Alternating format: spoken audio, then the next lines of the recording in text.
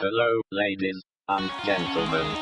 Welcome to the Telescope Podcast. What's up, everybody?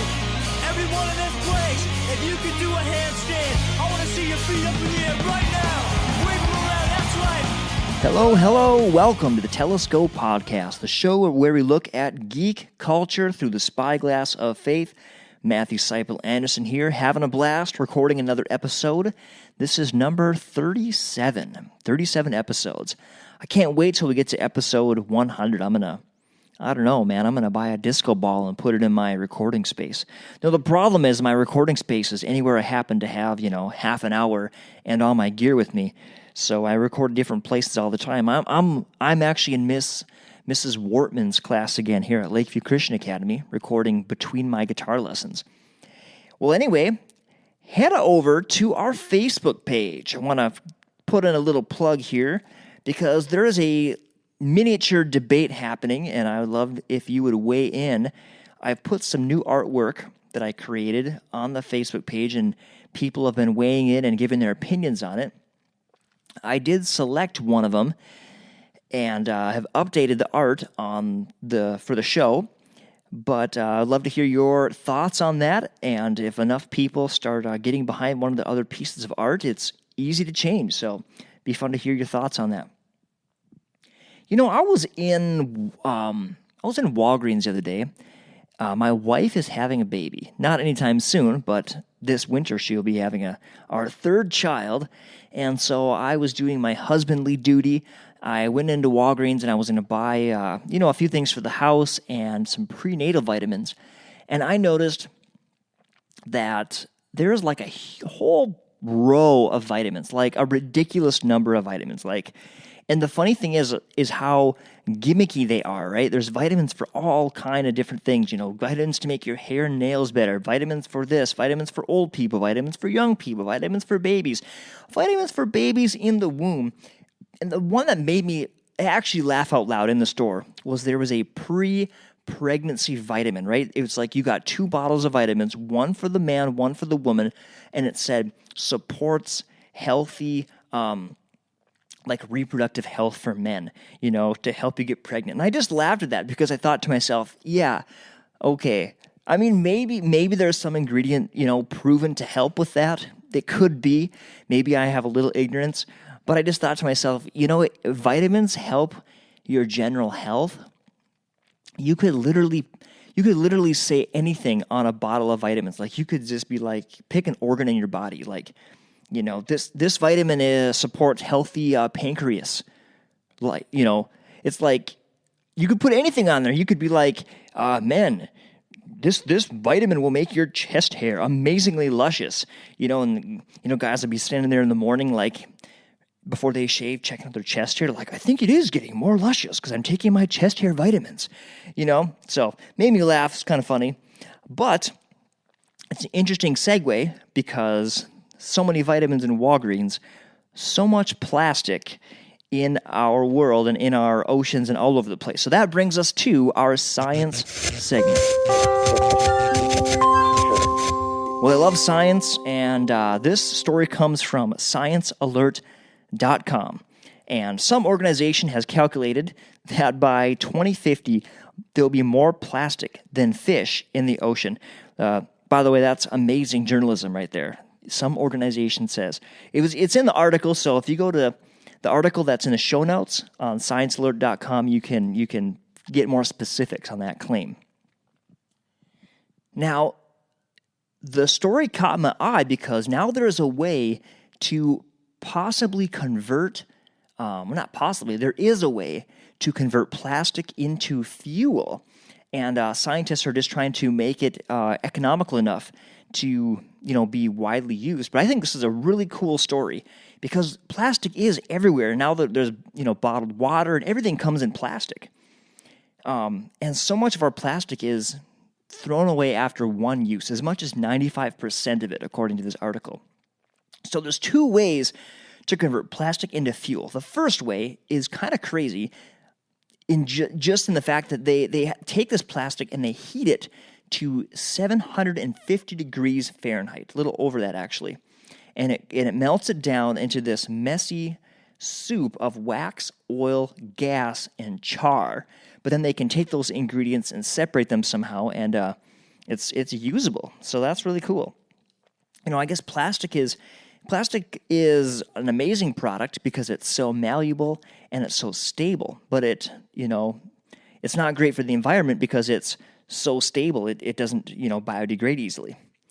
Now there's another way that's got promise, and for this way they use these two chemical catalysts, and it's like a several stage process. The first stage breaks it down, and the article goes into, if you're a chemistry person, if you're a real science nerd, it goes through some of the nitty gritty on this, but I'm just going to give you the quick and dirty version. Basically, one catalyst breaks the plastic down to these different compounds, and then they use a different catalyst which breaks it down even further, and then it's heated to 347 degrees Fahrenheit. And then that is used to create diesel fuel. So pretty cool stuff, happening in the science world. I'm all for doing things intelligently and figuring out creative ways to have less waste and take care of our planet. If you're a person of faith, you got to realize that the original job given to Adam and Eve in our Bible is to take care of the garden and help spread it. So, maybe that job has not been withdrawn. We still got to take care of this earth. So there you go. There's your science segment for today.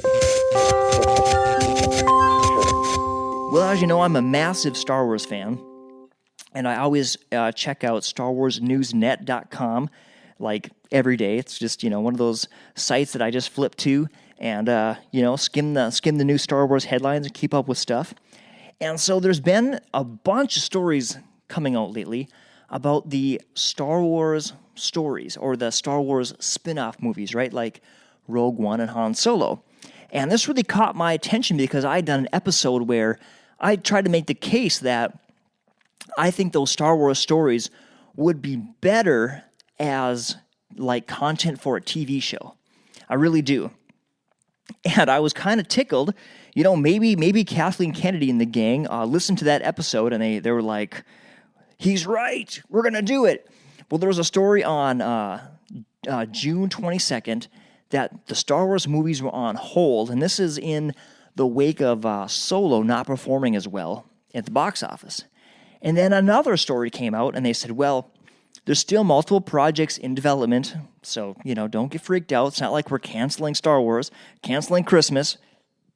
Things are still happening. And then a story came out the next day. Well, we're just rethinking the strategy for some of these stories, right? In particular, there's an Obi-Wan Kenobi movie that was in the works, in some, at one of the stages of production, probably pretty early, and also a Boba Fett project. And so they're rethinking those projects. And then the next day, on June 24th, there was a story, just a rumor that the movie Kenobi may actually be released direct to Disney's new streaming platform, which comes out, or which is going to be open for business in the U.S. sometime in 2019 when Disney's contract with Netflix is up. And so I just thought, hey, that's cool. I'm all for it. I'd be all for them doing more content for their streaming platform and releasing fewer movies, just because I think the stories can be fleshed out. We can get to know these new characters so much better in a TV format. So I'm all for it. So that led me to look into Disney's streaming platform. So I'll give you a little info on that because I just thought, that's interesting. So if things happen as the stories on Star Wars Newsnet suggest, a lot of this Star Wars content that's in the pipeline is actually going to appear on the streaming service and not on the big screen. So Disney's streaming service has actually been in beta, being tested out in Europe, some different European countries for like 2 years. So they've been really working out the kinks. It's going to be called Disney Life. And right now it costs €5 a month overseas. So, maybe it'll be $5, maybe it'll be $7. I think the euro's a little more valuable than the dollar at this point, but this streaming service looks pretty cool. It kind of gets me to have to pay for another streaming service, especially because I'm kind of one that likes my streaming services, right? Like I've got the music streaming service, I've got Netflix, and I've got an audiobook streaming service. So, man, I got to add. I don't know how I'm going to convince my wife to add one more, but this streaming service is kind of like the mother lode. If you recall, Disney has all those classic cartoons. Like my favorite one is the Robin Hood, old school Disney Robin Hood. I love that cartoon. And there's a bunch of those, and they used to, back in the VHS days, they'd say like, this one's from the vault of Disney classics, and they would have a limited run where you could get that cartoon like a Sleeping Beauty or Beauty and the Beast or one of those real classics. You could get it for a limited time, and once they were sold out, they shut the vault door and they didn't release it again. So all the from the vault stuff is going to be on this. All the Pixar movies, those are huge, like Toy Story and everything that came after that. All the content from Disney's TV channels, and I think there's 3 of them. 3 Disney. All I know is Disney XD, because Star Wars Rebels is on Disney XD, and I don't have Disney XD, and I wish I did. They also are going to release all the Marvel and Star Wars movies. So, I mean, this thing is huge. And then on top of all that, they're going to have a section of Disney songs, all the songs from the movies and the TV shows, so Disney songs, and a bunch of videos for how to do animation, and I'm sure a bunch of other content. And I'm sure there's going to be a lot of fresh new content, just like Netflix has basically become its own studio, and Hulu and Amazon and YouTube. Now they're all creating content for their streaming channels, so it's interesting. It's going to be an interesting time. People got sick of paying $60 for cable to get all the channels, and then they started going to Netflix because Netflix had a pretty wide selection, and now it's going to get to the point where you're going to have to pay. You're going to be paying $60 again just to have all these different services. But interesting stuff. So I'd be curious to know what you think of the Disney streaming service. Are you going to do it? Are you going to drop Netflix and go to Disney? Or are you going to have both? What do you think?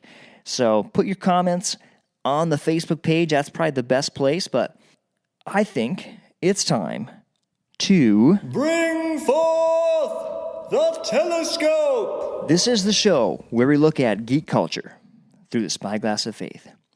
So today, I was thinking about all these stories and how these stories inspire us. In Hebrews 12, it says, "Therefore, since we are surrounded by such a great cloud of witnesses, let us throw off everything that hinders and the sin that so easily entangles, and let us run with perseverance the race marked out for us, fixing our eyes on Jesus, the pioneer and perfecter of faith.